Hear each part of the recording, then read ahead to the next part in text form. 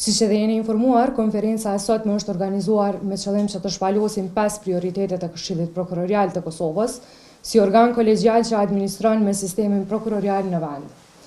Këto prioritete të propozuara nga GLPS vijnë pas hyrjes në fuqi të ndryshimeve ligjore mbi përbërjen e KPK-s dhe zhvillimeve të fundit rreth reformës në sistemin prokurorial. Se cilat janë këto prioritete dhe më shumë detaje rreth tyre. Të nderuar përfaqësues të medjave, duke qenë se GLPS në vazhdimsi e monitoron punën e sistemit të drejtësisë në Kosovë, e gjithashtu dhe veprimtarinë e Këshillit Prokurorial, vlerëson se ky institucion duhet të japë prioritet disa çështjeve që lidhen direkt me kompetencën ligjore dhe pritshmëritë e publikut.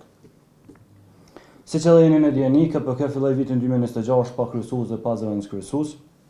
Prandaj ne kemi dhënë si prioritet e parë mbajtjen e mbledhjes dhe miratimin e rregullores për zgjedhjen e kryesuesit dhe zëvendëskryesuesit të KPK-s. Duke qenë se asnjëherë më parë KPK nuk ka pasur një situatë e tillë ku nuk ka pasur kryesues dhe zëvendëskryesues, normalisht që kjo kompetencë për këtë takim i takon ushtruesit e detyrës së kryeprokurorit të shtetit si anëtar ex officio i Këshillit Prokurorial të Kosovës. Mirëpo ne kemi sugjeruar dhe si prioritet i kemi dhënë miratimin e rregullores për zgjedhjen e kryesuesit dhe zëvendëskryesuesit, i cili më pas është hap i domosdoshëm për zgjedhjen e kryesuesit dhe zëvendëskryesuesit të Këshillit Prokurorial si prioritet i dytë për këtë institucion. Sa i përket zgjedhjes së kryesuesit në bazë të ligjit, kjo pozitë i takon anëtarit prokuror, ndërsa ajo e zëvendëskryesuesit i takon anëtarit jo prokuror. Do të thotë njëra prej ndryshimeve që ka rrjedhur me ligjin e Këshillit Prokurorial është që tashmë pozita e kryesuesit i takon anëtarit prokuror, ndërsa ajo e zëvendëskryesuesit i takon anëtarit jo prokuror. Tutje nga prioritetet e cilat ne kemi identifikuar dhe i sugjerojmë Këshillit Prokurorial që të ketë edhe ai në bazë institucionale është edhe çështja e pozitës së kryeprokurorit të shtetit. Siç edhe jeni në dieni, tash e 4 vite Republika e Kosovës nuk ka kryeprokuror të shtetit me mandat të plotë dhe për këto 4 vite kemi vetëm ushtrues të detyrës për këtë pozitë. Prandaj përveç se kërkesë e shoqërisë civile në Kosovë, është edhe kërkesë e raporteve ndërkombëtare që Këshilli Prokurorial i Kosovës, një nga vendimet e para pas funksionalizimit të plotë është që të marrë vendimin për shpalljen e konkursit për kryeprokuror të shtetit. Sigurisht edhe në të kaluarën kur është zhvilluar procesi i fundit për këtë pozitë, GLPS vlerëson që Këshilli Prokurorial duhet të kujdeset që i gjithë konkursi të jetë i lehtëshëm dhe që personi që zgjidhet për këtë pozitë të jetë me merit dhe të plotësojë të gjitha kriteret ligjore për pozitën e kryeprokurorit të shtetit. Pra vetëm një proces i lehtëshëm dhe vetëm një proces i bazuar në meritokraci mund të sjellë një kandidat i cili zgjedhet dhe emërohet për pozitën më të rëndësishme brenda sistemit të drejtësisë, siç është ajo e kryeprokurorit të shtetit. Tutje nga ndryshimet e ligjit për Këshillin Prokurorial të Kosovës, siç e dini nga 13 anëtar sa kishte më herët Këshilli Prokurorial i Kosovës, tashmë KPK-ja do të përbëhet nga 7 anëtar. Aktualisht Këshilli Prokurorial i Kosovës ka 5 anëtar, përfshirë këtu edhe anëtarin ex officio pra kryeprokurorin e shtetit dhe në 2 pozita mbesin vakante të cilat duhet të plotësohen. Njëra nga këto pozita duhet të plotësohen nga sistemi prokurorial, pra nga prokurorët e prokurorive themelore, ndërsa një pozitë tjetër duhet të plotësohen nga ana e legjislativit, përkatësisht Kuvendit të Republikës së Kosovës. Për të plotësuar këto pozita, e para është për pozitën e anëtarit nga sistemi prokurorial, Këshilli Prokurorial i Kosovës fillimisht duhet të bëjë plotësimin e ndryshimit të rregullores për zgjedhjen e anëtarit prokuror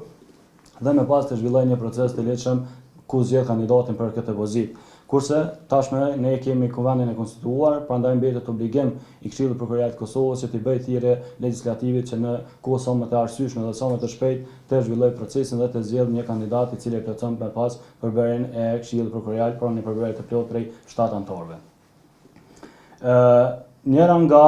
pikat tjera periudhë e fundit apo e pesta periudhë për garancia është rritja e transparencës dhe llogaridhënies institucionale.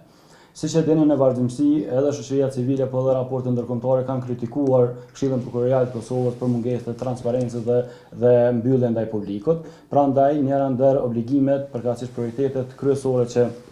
i vijnë mbar Këshillit Prokurorial të Kosovës është edhe respektimi i parimit të transparencës dhe llogaridhënies institucionale. Kjo nënkupton që Këshilli Prokurorial duhet të jetë më i hapur ndaj publikut, më i hapur ndaj shoqërisë civile, duke lejuar dhe duke ftuar shoqërinë civile të monitorojë procese qoftë për rekrutimin, avancimin ose transferimin e prokurorëve, aq më tepër edhe në konkurse që kanë të bëjnë me zgjedhjen e kryeprokurorëve apo edhe kryeprokurorit të shtetit. Për secilën prej këtyre prioriteteve GLPS ka përgatitur edhe një analizë ku janë më në detaje të gjitha prioritetet e arsyetimi pse këto duhet të jenë për Këshillin Prokurorial, pse Këshilli Prokurorial duhet të ketë pikë synimet e tij për të